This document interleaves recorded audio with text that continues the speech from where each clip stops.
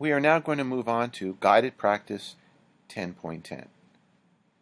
Okay, now this guided practice does not involve any new theorems that have been introduced since the guided practice 10.9, but it's just more problems of different types perhaps, but nothing that involves any new theorems. So we still are going to be using the theorems that we already learned. And let's start with problem number 1. We see that this is two secants that meet in a point exterior to a circle. And we will remember that the formula for lengths in this situation would be the outside part of 1 times the whole of 1 equaling the outside part length of the other times the whole length of the other secant. So the first secant, well, let's look at the one on the top. The outside length is 4, the whole length is 21 plus 4, which is 25. On the bottom, the outside length is 4x. The whole length is 4x plus x. For the moment, let's just write it like that, 4x plus x. Okay? The left side simplifies to 100. And before we multiply, let's simplify what's inside the parentheses. We've got 4x, and what's 4x plus x for the second parenthesis? That should be 5x. Okay, so we've got 100 equals, what is 4x times 5x? Well, we can multiply the coefficients, 4 and 5, to get 20, and then we multiply the x times the x to get x squared.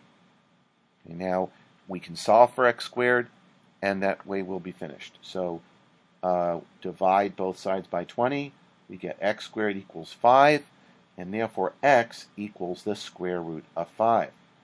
Now we're only using the positive square root because here a negative number would not make sense. We cannot have a negative length.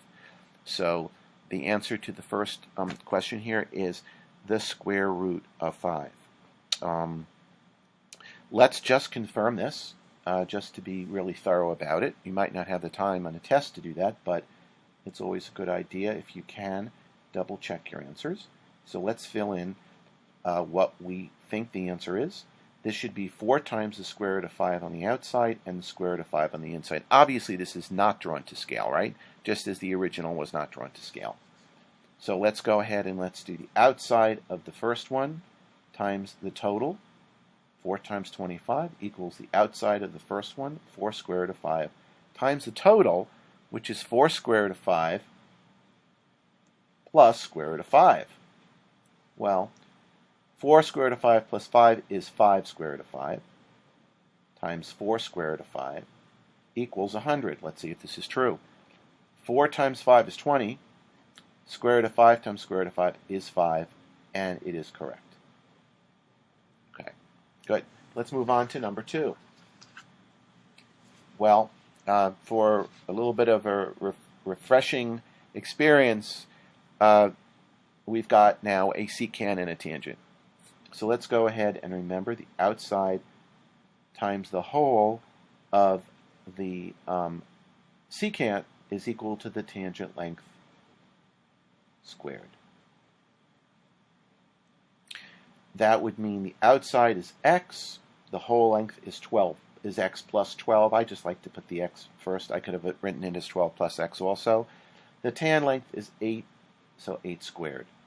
The right equals 64. Let's distribute x squared plus 12x equals 64. And I want to get it into standard form. I'm going to subtract 64 from both sides to give me x squared plus 12x minus 64 equals 0. So this is a familiar situation. We've got a negative here, a positive here. That means that we're going to have one number that's negative, one number that's positive, and the larger of the two is going to have to be the positive number. So and the difference between the roots is going to have to be 12. So let's list roots. Let's see if we can factor. 1 times 64, 2 times 32, 3 times...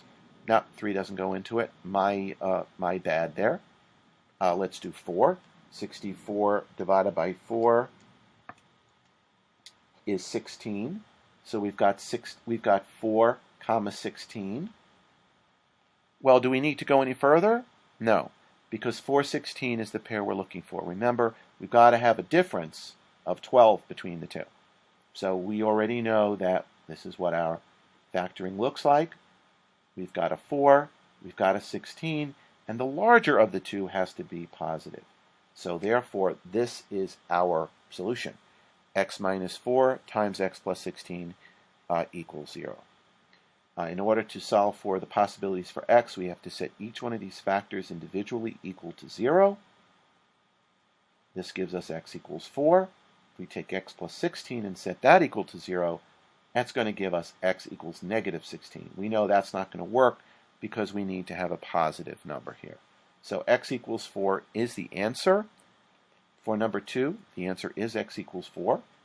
And we can double check it by substituting 4 into the diagram and seeing that it works. So let's draw ourselves out a secant and a tangent. 8, I'm going to put 4 for x. I'm going to put 12 inside. And is it true that the outside times the whole is equal to the tangent length squared?